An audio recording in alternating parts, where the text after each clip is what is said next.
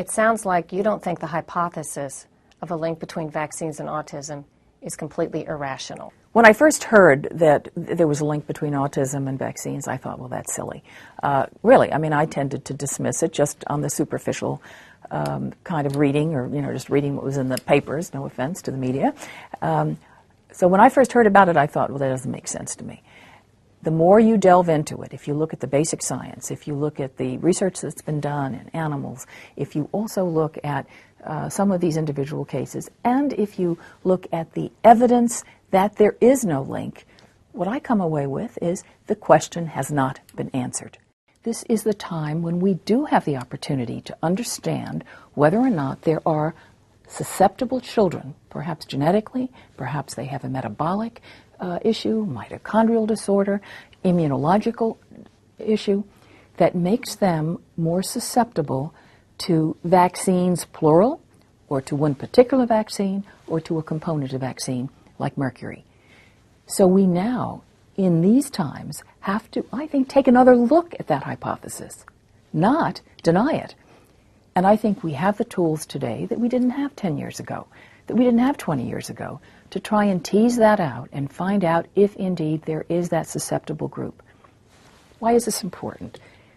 A susceptible group does not mean that vaccines aren't good.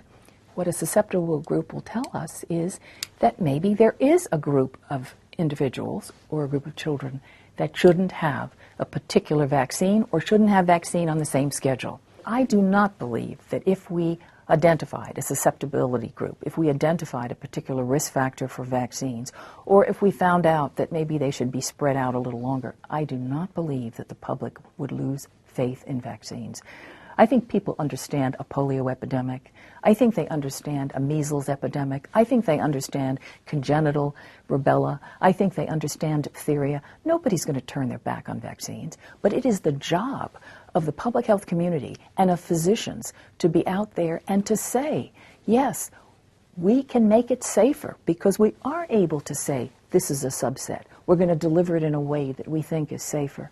So I think the public would respect that. But public health officials have been saying they know. They've been implying to the public they know there's enough evidence and it's not causal. I think you can't say that. And part of the, I think, you can't say that. Do you feel the government was too quick to dismiss out of hand that there was this possibility of a link between vaccines and autism? I think the government or certain public health officials in the government have been too quick to dismiss the concerns of these families without studying the population that got sick. I haven't seen major studies that focus on 300 kids who got autistic symptoms within a period of a few weeks of a vaccine. I think that the public health officials have been too quick to dismiss the hypothesis as irrational without sufficient studies of causation. I think that they often have been too quick to dismiss studies in the animal laboratory, either in mice, either in primates, that do show some concerns with regard to certain vaccines and also to the mercury preservative in vaccines.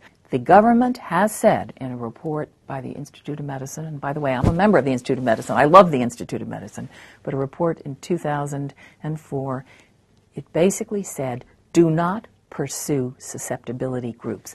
Don't look for those patients, those children who may be vulnerable.